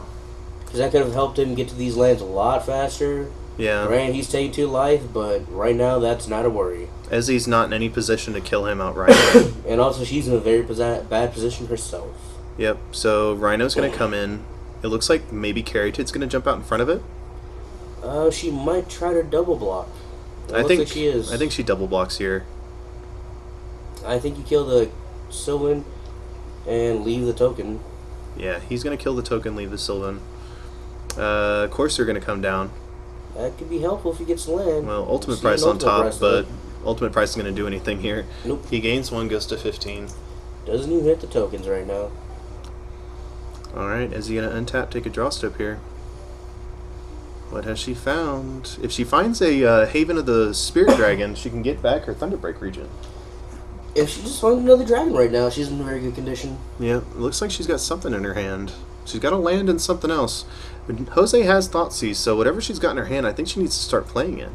She can't be sandbagging anymore. No, she's She past the has point of way too much sandbagging. mana. She's at 6, he's at 15. She has to be laying down threats. Well, it looks like she's plussing Xenagos. So Xenagos is making mana here. Maybe it's a Crater's Claw? It might be, because hopefully that's the only reason why she would post him right now. Any creature she has, she probably has more than enough mana. Whisperwood. That's pretty good. Whisperwood's very helpful here. If that's all she's doing with that mana, I'd much rather have seen another token come into play. Yeah, I think she could have just made a token. So she's going to manifest, look at it. I think it was a land. Yeah, like, she should have just tapped for the Whisperwood and then just got a token. She needs more reach and just more creatures. Well, the ultimate price off the top for Jose isn't great. She can sacrifice the Whisperwood, and whenever the Caryatid dies, she can manifest the Caryatid. However, that Hero's Downfall on top is pretty good. Yeah, Jose's going to gain 2 up to 14 here. And it looks like ultimate price is coming across. So yeah, ultimate price. I think Ezzy sacrifices the Whisperwood, and now she can block with the Caryatid, take 1, and go to 5, but then manifest another card off the top of her deck. Yes, that wouldn't be bad. I think that's what she does here. So he's going to attack in for 6. So Ezzy's got to block with Caryatid here. It looks like a double block on the Rhino. I mean, that means she's going to take 3. It's very, very Well, dangerous. She's going to take 2, go down to 4 here, but I feel like she should have... Oh, takes 3. Like I said, with her life this low, she should not be swinging with Slumgar. Wait, why didn't she flip up the Caryatid? Well... It didn't matter either way. Well, no, it would have Realistically, mattered because she could have flipped it up, and then when it died, she could have gotten another Whisperwood trigger. She still has 1, yeah, that's true. She makes a Satyr and passes. She's got Slumgar to block now, along with a Satyr token, but there's an Ajani on top. With the Hero's Downfall in hand, it's not looking good. Yeah, Jose's going to gain 2, go to 16. Because right now, he kills a token and put her to 1. Well, everybody coming in. She's got a double block. Well, she's got to block each of the Coursers. She's going to lose the token, keep the Caryatid. Yep. And he's not going to lose anything. Nope. And he's probably going to downfall those Indigos now. Yeah, Xenagos is going down. Yep. Again, I still feel like when she sacked the Whisperwood, she should have flipped up that carried it and gotten another manifest trigger. I also feel that she should not have used this plus. She should have just tapped the mana that she had. She has a lot of it, and she's not doing much with it. She's only got one land she can tap that won't give her damage. That will give her damage. So is this another Xenagos? If it is, she's not in the best position. Zurich, the Hunt Caller. It's not half ferocious right now. It's not ferocious, but it is a 5/4. It can fight this Rhino. And it is another blocker. But with the Ajani on top, he's able to give counters to the Rhino. And Which might end the game here. well, let's see what happens. Because now Slumgar cannot block and stay alive. Which is very important right now. Yeah, well, let's see how he does this Ajani. If he even does just fish, if he finds another Rhino, she's dead. He could fish here, but I think that's the weaker play. I think he puts counters all on the Rhino and makes it a 7/8. It might be. Like I said, if he finds another Rhino, though, it is just game over. Yeah. Let's see what he wants to do here. She can double block the Rhino. She can double block the Rhino, block the Corsair Crufix with the Caryatid, and take 2 and go to 1. Yeah. That is an option here. Well, we'll have to see exactly what she wants to do. It looks like he's just going to pass. He's trying to overpower her with this Siege Rhino. She takes a draw step. I don't think that was the best play for Mr. Rios. I think he should have attacked. So, especially since he now has counters, she's going to have to block with something. And he's killing it, and he's at 18. He is in no worry of being just killed right now. this is very true. But let's see what she drew off the top here. Especially if she can kill one of those 2 creatures. If she finds a way to kill the Rhino here, that'd be super huge. But if she can also find a way to kill the Ajani at the same time, that would be amazing. Because Jose is actually down to 1 card in hand, and I believe it's a land. But he does have Hero's Downfall coming up off the top as well. Which kills Esarok. So we'll have to see exactly what's going to happen here. As he's in the tank, again, not in a very good position. any creature off the top will get haste from Sir Hunt Caller. Yep. So we'll have to see exactly what goes on. That is if she even wants to swing. Again, she's at 3. She's at she 3. can't handle much. But if she can get the Ajani off the board, she has a chance of living. Yeah. Looks like she's passing back. He finds Hero's Downfall and carried it on top. It's not. I'm really wondering what's in her hand, because it must be something good. That Rhino is now a 10/11, and it looks like a Hero's Downfall is incoming from Jose. it has to. It kills a Sirach.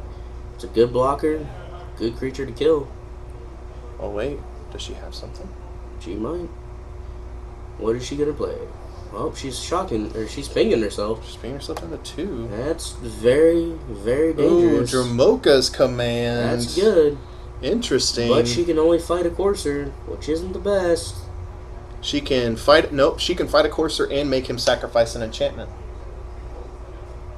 That makes him get rid of another Courser.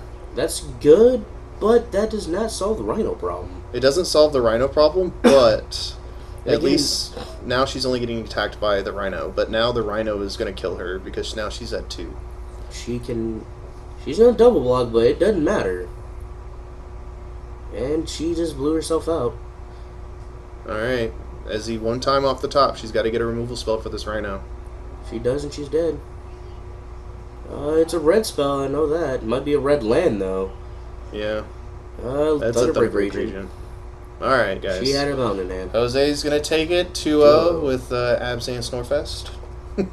I fell asleep, I believe. Yeah, again, nothing real surprising out of this deck. Pretty boring, to be honest. I wish Ezzy's deck had kind of gotten off the ground. I think she's got a good idea, but I think she made a lot of play mistakes here. Yep. She plus Inagos when she needed more blockers. She tapped her mana weirdly. It's just stuff that she has to learn. Yep. Alright, guys. Well, we're going to go ahead and take a break, and when we come back, we're going to be in round 4. Thanks for joining us.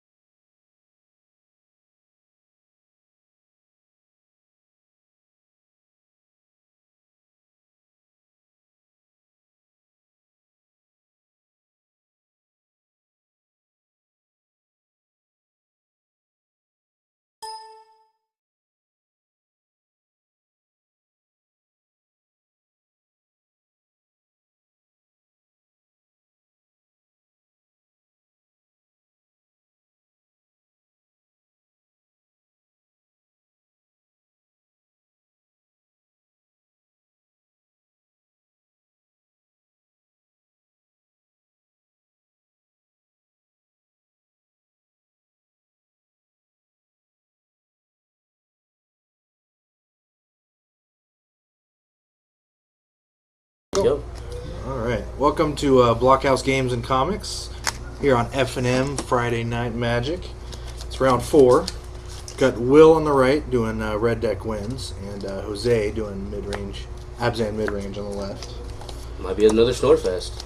Could be. Our friend Chris had to leave, so he replaced him with another Chris. Yeah. Might be just as good, might be even better. Let's find out. I won't be as good. Chris is really good. All right, so Will leads off with the hoplite.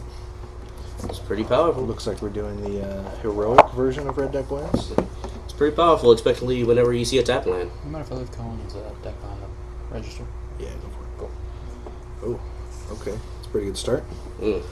That's a Titan strength. Yeah. That's a lot of damage. Good 5 damage right off the bat. I'll go back and sort that later. All right, another tap land. That's going to be hard for Jose. I mean, it's a scry land, so it's giving him some value, but with these matchups, that's death. Well, it helps that... Because he's taking 3 right now. That's true, but Will didn't play anything else. That's kind of makes you wonder what's in Will's hand. I think I saw Rabble Master. I mean, he's stuck on 2, but right now he's not too worried about it. We'll definitely see him attacking this Caryatid. Yeah, that's a hammerhand. Yeah, Hammerhand won't do anything. As Will kind of snapped his fingers at. I mean, but he's still going to get it for 3. sometimes Robert Downey Jr. has to come along. Alright. So he'll take 3 again. This is not looking good for the man. Well, it looks like he'll Already probably... had 9. Sure, but he'll be able to drop that Siege Rhino, which there it is. And that brings him back to 12. And that gives him a really nice blocker. Very nice. Although if Will has another Hammerhand, could be a lot of damage to come ahead. See what Will wants to do. He's hurting on mana. Oh, yep, another Hammerhand. I mean, I guess that works, right? 7 damage. Yeah, that actually really does hurt him. Especially since he had to tap that carry too. Yep, so Goes to he's at 5. 5, yeah. Ooh. Will is in a very good position here for only 2 lands. Yeah. Could have even pumped him with a mantle and the Crusader. I'm trying to see what's in his hand. Looks like, He's probably got a collateral damage. yeah, I would imagine so. Oh, another Siege Rhino. Goes to 8. Goes to 14. Will's life somewhat irrelevant in this matchup. Oh, yeah. Mono red, mono black, we've always shared the same title of I don't care what my life is as long as I kill you. Alright, Will's tanking a little bit. And just passes. That's not a good sign for That's definitely any not red good. deck. He might only have, well, now has 5 mana, but he has 2 rhinos. Red deck is screeching to a halt here, Yeah, especially when one comes crashing in. Putting him to 10. And Oh, wow. Third yeah, Rhino. it goes That's pretty 7 back to 11. This is not looking good. Oh, yeah, it's 3 Ravels. Ooh, That's tough. Yeah, a few turns ago that would have been insane. Yep. Sadly, this is no longer a few turns ago. Trying to see what else. Looks like a Stoke, maybe? Yeah, it's a Stoke right there. Yeah. He's missing out on that one too. Like, I mean, if he draws another mantle, that would be pretty sweet. Cause he would get another token, be able to keep one of the rhinos from blocking and charge in and stoke him. Wouldn't be too horrible.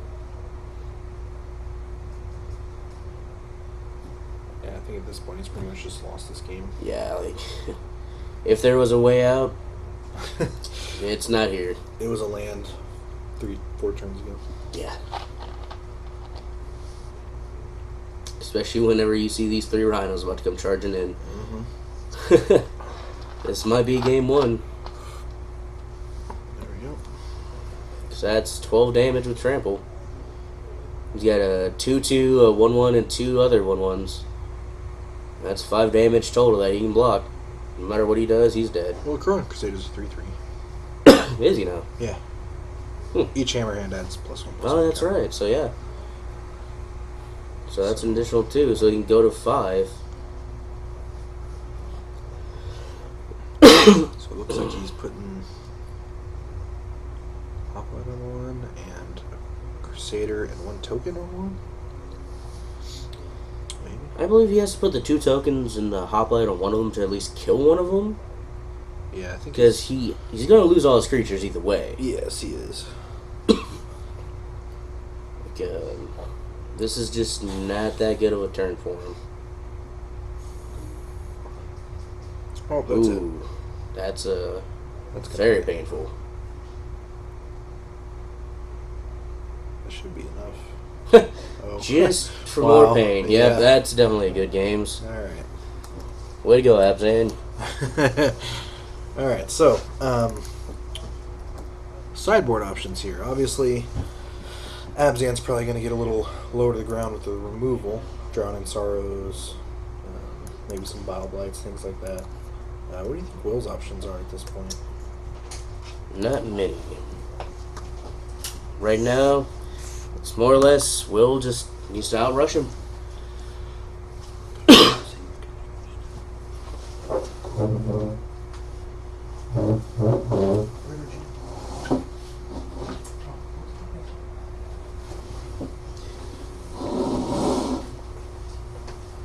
Well, we're gonna take a little bit while our friend Chris goes to the bathroom.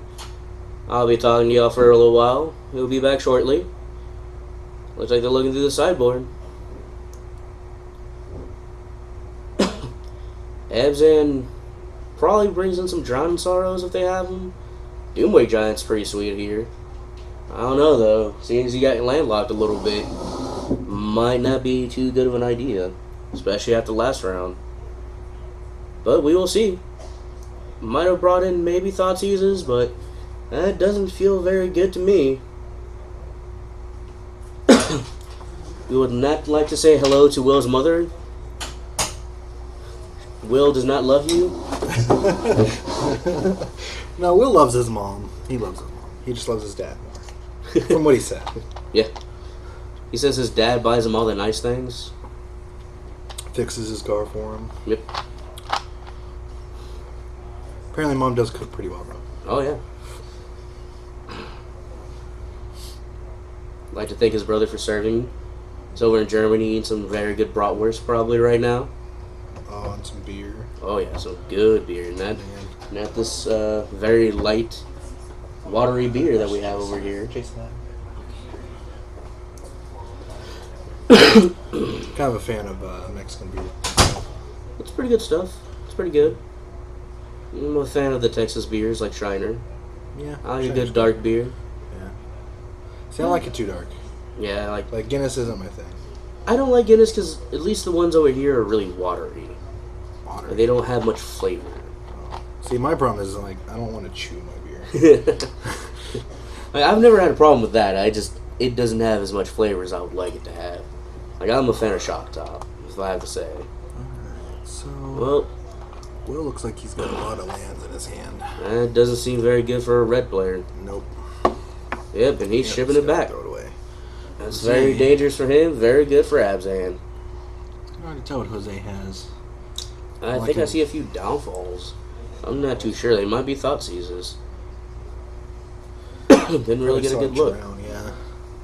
There's Yeah, a the downfall. drown. That's snap keep. Yeah. As long as you have the lands to play, you're going to blow out and red deck wins. Yeah, I mean, Unless unless you pull a Will and you only got like a green source and a white source, and you're like, sure, all black cards, I'll keep it. to get rid of my Bile Blights and my Thoughtseizes. Discard your Bile Blight and So I can keep my Doomwake Giant. Yep. When he plays the land and passes, that's terrifying. Immediately to the bottom with Jose's Scry. Seems like he hated that There card. you go. Oh, Eidolon, that's a good card. That's good, but Abzan doesn't really care about it too much. I don't know. All of his removal is 3 or less. Yes, Oh, but it's he just discarded. definitely. Ooh, That's rough. that's horrifying. Yeah. That means that he doesn't have anything. Here comes a Swift Spear with a mantle on it. So, Will take 2 for counter, Swift Spear, and then 2 for the mantle, but then he will get Yeah. in 4 or 4.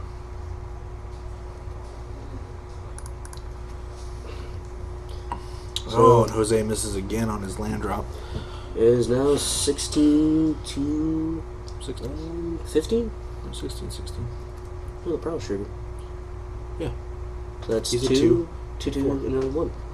Because Mantle gets +1 and +1, right? No. Only if you... It's fire breathing. Oh, okay. You have to pay into it. So 16. Yep. Well, either way, it's an even game still. Yeah. Comes crashing back in for 3. Fire breathing for 1 for 4. Yep. He's going to 12. He's going to 12. Right now, Will's in a very good position because he doesn't have much mana. Has to bob like that, so he takes another 3, goes to 9. 2. Or 2, sorry, goes to 10. Yep. I wish it was 3. That card would be a lot better. Jesus. The only That'd be bad thing is, crazy. right now with that does open up Will to start just flooding the field again. It does.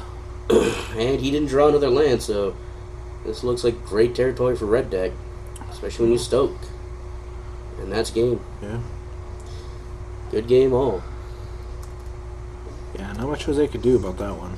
Not at all. I think he just saw that Temple of Silence and knew he was on the draw and thought he'd get there, but Very, very dangerous gameplay. it is. Let's not lie with ourselves. A one-lander, especially when you know your opponent mulligans, it's kind of hard not to take the mulligan too with one land. Yeah, I would, immediately. I don't care if it's just a Scry land. Granted, he probably had plenty of answers, but it's just the fact that answers don't matter if you can't play them. Exactly. And this isn't modern. Burn can mulligan a little bit easier in standard. It's still not very fun. No. So it's 1-1 now, going to round 3. I believe this is the first game of the night that we've gone to round 3. I'm probably incorrect, but it's been a long night. Many a game has been seen. I've snored a lot. It's been boring. Stock Abs Index are the most interesting thing to watch, right? It's a great way to promote our stream. It's so boring. I'm snoring. Yeah. Well, when all you watch is Abs in Control, you don't got much to watch. It's true. I'm not a big fan of the Abzan. It's a good deck, I understand, but let's have some variety here. I would love to see Esper Dragons. That just has a lot of fun with Abzan. Yeah. Yeah, I was on Esper for a little while, and I don't think I dropped a game to Abzan. No, you don't. You just sit there and laugh at them as they try to play stuff. Yeah. Well, Jose is actually having a decent start, but it looks like Will is following right in pursuit of him. Oh, here we Ooh, go. that's pretty nice. Oh, But it gets taken low down. price. I'll still get in for 2, though. Well, if he did it right, he might not have. Because if you respond to that heroic trigger, it's dead. Well, you still get the trigger. Really? Yeah. Oh, good to know. Yeah. That's a Ooh. courser. Yeah, that's a little bit of a wall. It's showing... Who is that? Dim Protector? Nice. Well, that's a Phoenix. Yeah. Slashing in for 2. Taking him to 16. Imagine that Din Protector will do a little work here in a few turns, getting back an ultimate price. And, Oh, yeah. That's very good. Against this mono red deck. yeah. Well, looks like he's keeping the Plague on top. I mean, he's already got his land. He wants that card, probably. Oh, Never mind. Thinks he can do better. yeah. Gets a temple. Not exactly better. Well, it's good for 1 life. Yeah, good for a But- scry. And plus, the Plague at this point is only going to take out 1 token, so I could see him That's out true. on it. I think, Oh, it's interesting swings he, in for 2. I think it's interesting he attacked there. Yeah, exactly. You need some blockers.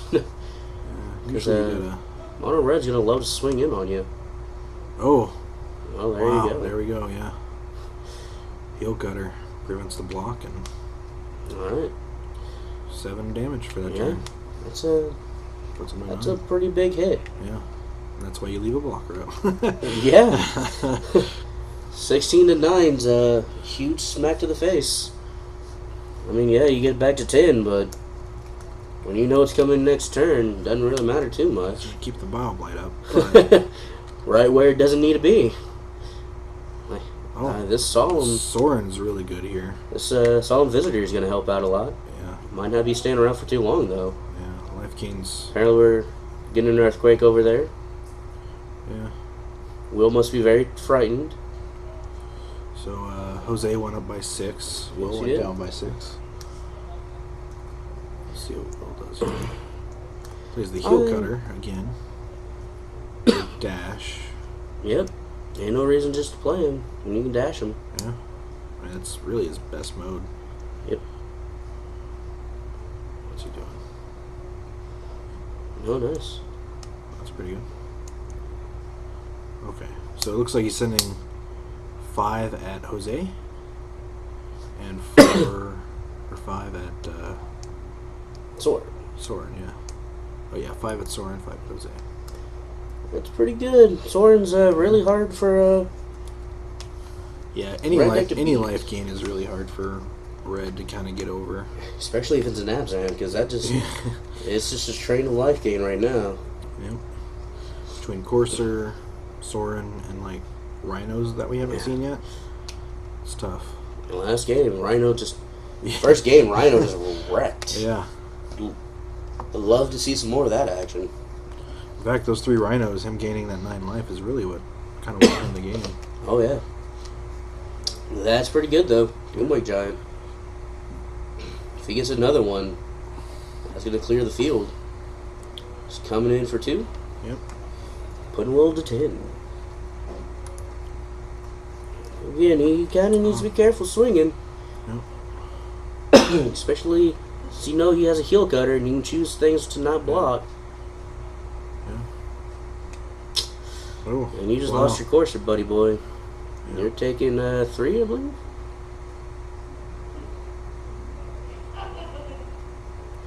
He's taking 3, correct? Oh. No, he took 5. Oh, sorry. But I'm a little as confused on the hoplite because it's a 3/3 double strike. So I think they should have traded. Unless I missed something. He's at 3-3 right now, right? Yeah, he was a 3/3 double strike Yeah, and trample. he which still he takes would've- 2. He would have trampled over some damage. He would have trampled over for 2. 2. Yep. So he'd be at 4 instead of 6. But never mind. Yes, Never mind. because the first Yeah. strike, he does not get hit by the Corsair. Yeah. Well, no. Even if he does get hit by the Corsair, he's at 3. Yeah. So yeah, he wouldn't die. Never mind. My brain was saying they should have traded. If he swings right now, he's gonna die. Yes, he is. And Unless he's got something. He's swinging all out for. Maybe He's got swinging a- for the fence here. He's got a crux or something. I can't see. If he has a crux, that's pretty good. Yeah. But he's also worried about No. that dasher. He doesn't have crux. So he's right? taking. Like, yeah, he knows getting he's hit got before. heel cutter, so Yeah, he's gonna die here. he knows he can't block with the din protector. I don't know why he didn't. Okay, there we go. He's still dead. Oh, Stokes him. Yeah. There's just not much that could have happened here. I'm confused. Didn't he stoke? Yeah. Maybe they didn't take the trample damage or something. Because then that flame wake even. Okay. There's a handshake.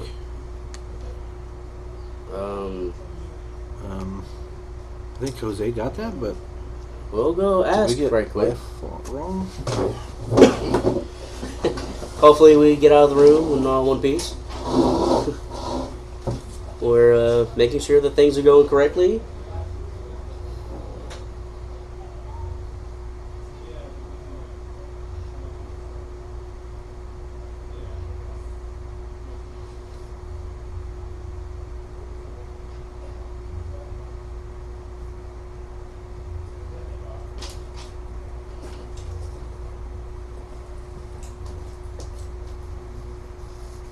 Hold on, don't change anything yet. We're gonna make sure something.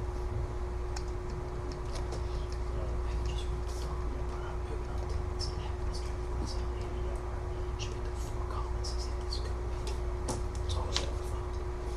It's all his stupid fault. I told her how much it was worth. I said that's not nearly how much as I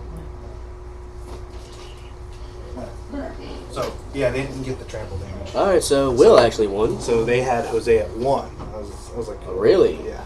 Yeah, then After the Stoke, so yeah. Well. I told them, I was like, did you get the trample damage? And they both said, oh, no. Well, Will, congratulations. You Yeah, finally won. Squeaked that out, yeah. Thank y'all for coming in. It's been a lot of fun. Hopefully y'all tune in next week. Have a good night.